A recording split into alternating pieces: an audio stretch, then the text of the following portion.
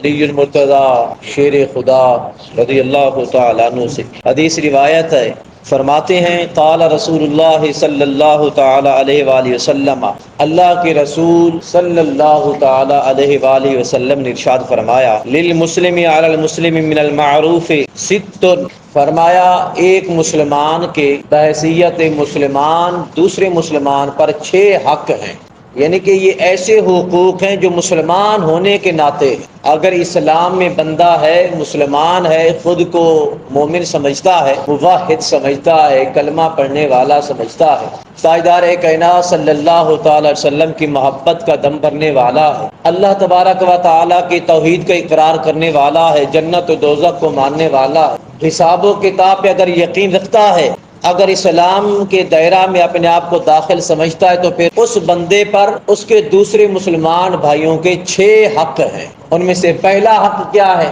آقا علیہ الصلوۃ والتسلیم نے فرمایا یسلم علیہ اذا لقی، مسلمان کا مسلمان پر پہلا حق یہ ہے کہ جب اس سے ملاقات کرے تو اس کو سلام کرے۔ ایسا نہیں کہ کوئی جاننے والا ہو تو سلام کیا جائے، جان پہچان ہو تب بھی سلام کرے، جان پہچان نہ ہو تب بھی سلام کرے۔ اور یہ بھی یاد رکھیے گا رب تعالیٰ پہل کرنے والے کو زیادہ اجر عطا فرماتا ہے جو پہلے سلام کرے۔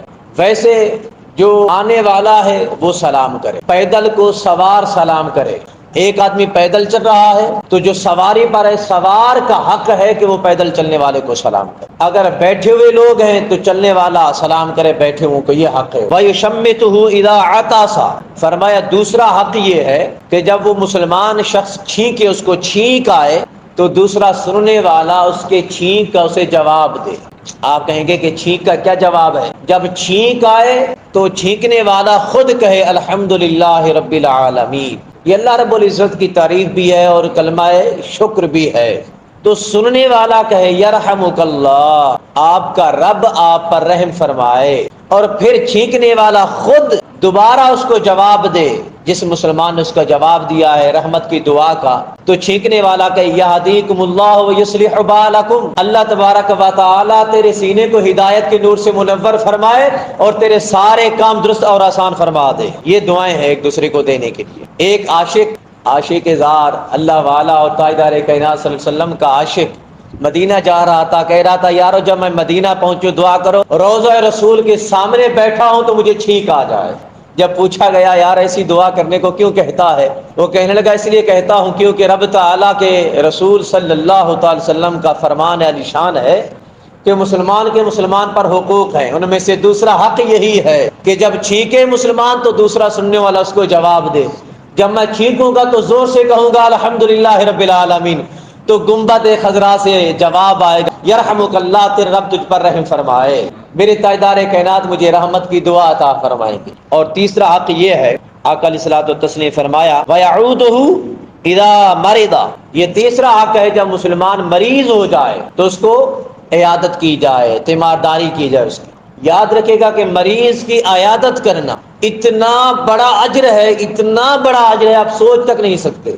تاجدار کائنات صلی اللہ تعالی علیہ وسلم نے اتنا تک فرمایا کہ اللہ تبارک و تعالیٰ کا فرمان ہے کل قیامت کے دن رب تعالیٰ پوچھے گا بندے سے میں مریض ہوا تھا، میں بیمار ہوا تھا، بتا تو میری عیادت کرنے کو کیوں نہیں آیا تھا؟ بندہ عرض کرے گا مولا تو تو رب العالمین ہے، تمام جہانوں کا رب ہے، تو کیسے بیمار ہوا تھا؟ حالانکہ تو تو سب کو شفا یابی عطا کرنے والا، تو ہر چیز کا مالک ہے مولا، پھر کیسے؟ رب تعالیٰ فرمائے گا میں تو نہیں ہو سکتا پر میرا فلاں بندہ بیمار ہوا تھا۔ مولا وہ تو بندہ ہے، رب تعالیٰ فرمائے گا میرے بندے اگر تو اسی بندے کے پاس چلا جاتا نا، میں اس کے پاس مل جاتا تجھے، وہاں تیری میرے ساتھ ملاقات ہوتی۔ اب یہاں دنیا میں رب کی ملاقات کیسے ہوتی ہے؟ یعنی کہ جب بندہ کسی مریض کی عیادت کرنے کے لیے جاتا ہے تو رب تعالیٰ اس کے حق میں لکھ لیتا ہے کل قیامت کے دن میں بلا حجاب اس کو اپنا دیدار عطا فرماؤں گا۔ یہ ہے رب تعالیٰ کی ملاقات، یہ ہے رب تعالیٰ کا ملنا۔ چوتھا حق یہ ہے، فرمایا وَيَجِيبُهُ إِذَا دَعَاهُ، جب وہ اس کو بلائے، دعوت دے، کھانے کے لیے ہو یا کسی حق کی بات کے لیے ہو یا کسی شے کی ہو، فرمایا جب دعوت دی جائے تو دعوت پر مسلمان کے لیے لبیک کہتے ہوئے حاضر ہو جائے۔ یہ بھی ایک مسلمان کا دوسرے مسلمان پر حق ہے۔ پانچواں حق یہ ہے، فرمایا وَيَشْهَدُهُ اذا توفی، جب مسلمان فوت ہو جائے، پتہ چل جائے کہ میرا مسلمان بھائی فوت ہو گیا، تو فرمایا اس کے جنازے میں شامل ہو جائے۔ یہ بھی مسلمان کا مسلمان پر حق ہے۔ چھٹا حق یہ ہے وَيُحِبُّ لَهُ مَا يُحِبُّ لِنَفْسِهِ وَيَنْصَحُ لَهُ بِالْغَيْبِ، فرمایا اپنی ذات کے لیے جو کچھ پسند کرتا ہے دوسروں کے لیے بھی وہی کچھ پسند کر۔ یہ ایک مسلمان کے مسلمان پر حق ہے۔ اب دیکھیں ہم عزت پسند کرتے ہیں نا، ہم چاہتے ہیں کہ ہمارے مال و دولت کی حفاظت ہو، ہماری عزت و آبرو کی حفاظت ہو، تو یاد رکھے گا جو کچھ اپنے لیے پسند کرتا ہے دوسروں کے لیے وہی پسند کر۔ ہم نے اگر اپنے معاشرے کو عزت دی، عزت پھیلائی، تو ہمیں بھی عزت ملے گی۔ ہم نے اگر دوسروں کے مال و دولت، عزت و آبرو کی حفاظت کی تو رب تعالی ہمارے مال و دولت، عزت و آبرو کی بھی حفاظت فرمائے گا۔ اگر ہم چور، ڈاکو، لٹیرے بن گئے تو یاد رکھے گا ہماری عزت، ہماری آبرو، ہمارا مال بھی محفوظ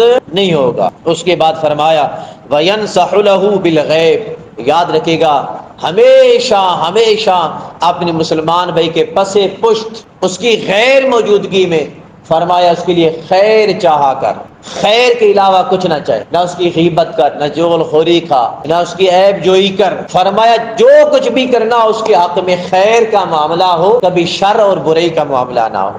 یہ حقوق ہے ایک مسلمان کے دوسرے مسلمان پر۔